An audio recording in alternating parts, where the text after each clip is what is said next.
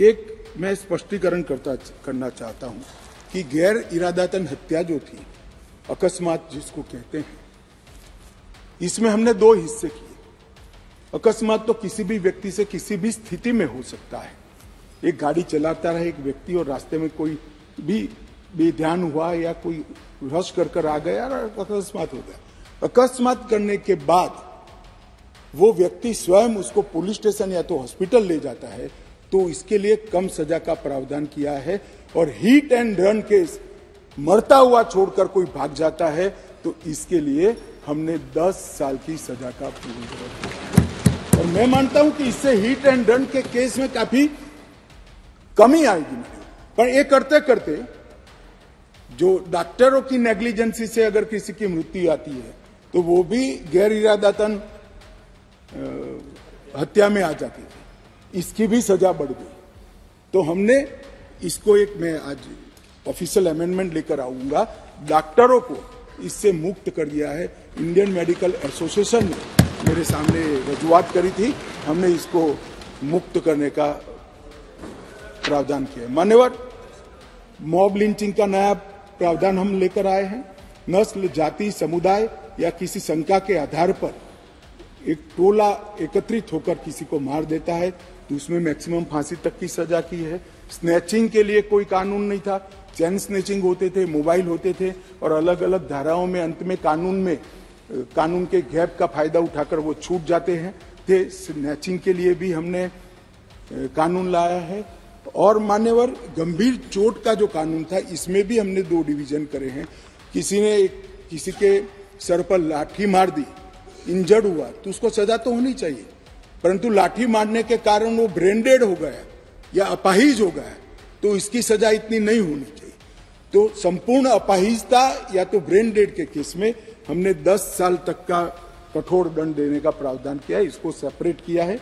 मान्यवर, गंभीर चोट का जो खंड 117 है, उसमें 10 साल की उम्र कैद का हमने प्रावधान किया है। इसके अलावा भी ढेर सारे बदलाव किए हैं मान्यवर, मैंने प्रमुख बदलाव भी आपके सामने।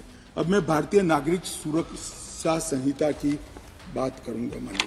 मान्यवर, इस देश में न्याय प्राप्त करने में सबसे बड़ी बाधा है तो गरीबों के लिए तो आर्थिक बाधा है, मगर हमारे संविधान ने इसकी योजना बनाई। गरीब से गरीब व्यक्ति को शासन के द्वारा वकील भी दिया जाता है, न्याय भी मिलता है, परंतु न्याय मिलता ही नहीं। कल ही मुझे माननीय रक्षा मंत्री में बिल पेश कर रहा था, बता रहे थे 2003 में कोई एक्सीडेंट हुआ था, इसका साक्षी का सेवन 2023 में कल ही माननीय रक्षा मंत्री जी के साथ आया है। सजा कब होगी वो तो अभी किसी को मालूम नहीं। मानिए, सालों के सालों तक तारीख पे तारीख पढ़ते रहते हैं। पुलिस न्यायपालिका को दोषी करती है, सरकार पुलिस और न्यायपालिका दोनों को दोषी करते हैं, और पुलिस और न्यायपालिका बैठती है तो सरकार को दोषी करती है। सब एक दूसरे के पीछे कानून का सहारा लेकर।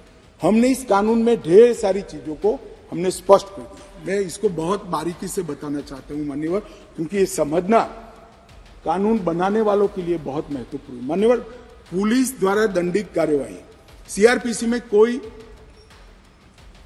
समय निर्धारित नहीं। आप एक कंप्लेन देते हो, इसका संज्ञान वो 10 साल के बाद भी ले सकते हैं। अब 3 दिनों के अंदर ही एफआईआर दर्ज करनी होगी अगर प्राथमिक जांच नहीं, इसको कंपलसरी कर दिया। और 3 से 7 साल की सजा के मामले में 14 दिनों के अंदर प्रारंभिक जांच, आरोप सही है या गलत है, इसका प्रारंभिक जांच देकर एफआईआर करनी पड़ेगी। तो ज्यादा से ज्यादा आप 14 दिन तक प्रारंभिक जांच कर सकते हो, और छोटी सजा है तो 3 दिन के अंदर ही एफआईआर रजिस्टर करनी पड़ेगी। सबसे पहली न्याय में समय की कटौती यहां होगी। अब जांच रिपोर्ट जो जिला मजिस्ट्रेट को भेजना है, इसके लिए भी कोई समय के प्रावधान नहीं था, हर कर दिया। अब 24 घंटे में तलाशी रिपोर्ट के बाद 24 घंटे में उसको न्यायालय के सामने रख दिया जाएगा, आप उस पर बैठ नहीं सकते। मेडिकल प्रैक्टिशनर और चिकित्सा जांच की रिपोर्ट, मेडिकल हुआ, कोई समय मर्यादा नहीं।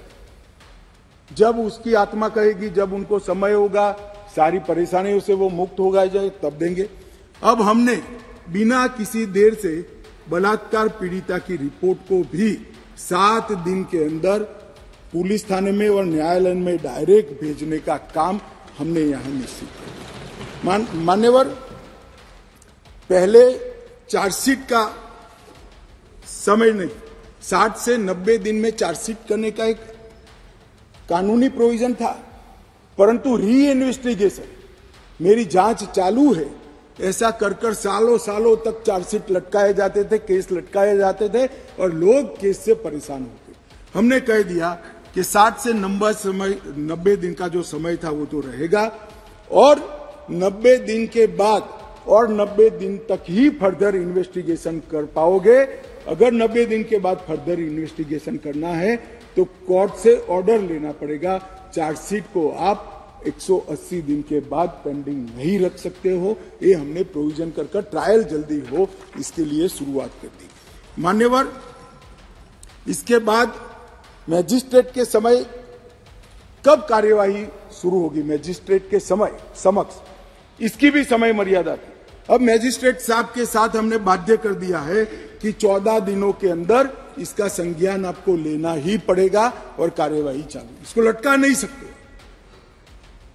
तो जो हमारे यहां बहुत सारी फरियाद आती है, सच्चा झूठा भगवान जाने, 12 बजे तक कोर्ट चलती है, 12 बजे के बाद कुछ नहीं चलता है। अब अगर 14 दिनों में संज्ञान लेना है तो कोर्ट को इसको समाप्त कर ही जाना पड़ेगा। और आरोपी द्वारा आरोप मुक्त होने का जो निवेदन है वो भी 60 दिन के अंदर ही करना पड़ेगा। पहले क्या करते थे, एक केस में 25 आरोपी, तो एक के बाद एक 25 लोग लिंगरिंग रूप से एक्विटल का अपील करते ही जाते थे और 10 साल तक मुकदमा चलता नहीं था। अब जिसको भी करना है 60 दिन के अंदर करना है और 60 दिन में न्यायाधीश ने इस पर सुनवाई करनी है। तो ज्यादा से ज्यादा 120 दिन में केस ट्रायल पर आएगा। प्ली बार्गेनिंग के लिए भी समय नहीं था, अब तय कर दिया है। आरोप तय करने के 30 दिन के अंदर ही आप आपके गुनाह को स्वीकार कर लोगे तो सजा कम होगी। प्री बार्गेनिंग 30 दिन के अंदर समाप्त करना पड़ेगा। ट्रायल की प्रक्रिया में कागज रखने का भी कोई प्रोविजन नहीं था। अब हमने दस्तावेजों की प्रक्रिया कंपलसरी 30 ही दिन में पूरा करने का प्रोविजन कर दिया है, उसमें आप देरी नहीं कर सकते। मान्यवर, ट्रायल इन एब्सेंसिया का भी प्रोविजन किया। कुछ लोग इस पर आपत्ति ले सकते हैं, मगर मैं आज कहना चाहता हूं, इस देश में ढेर सारे मुकदमे, देश को हिला देने वाले मुकदमे, चाहे बम्बई बम ब्लास्ट हो या कोई, और वो लोग पाकिस्तान में या कहीं और देशों में शरण लेकर बैठे हैं, ट्रायल नहीं चलती है। मान्यवर, अब इनके यहां आने की जरूरत नहीं है। 90 दिन के अगर वो कोर्ट के सामने नहीं आते हैं तो उनकी अनुपस्थिति में ट्रायल होगी। एक सरकारी वकील उनकी पैरवी करेगा, फांसी भी होगी, जन्मठित भी।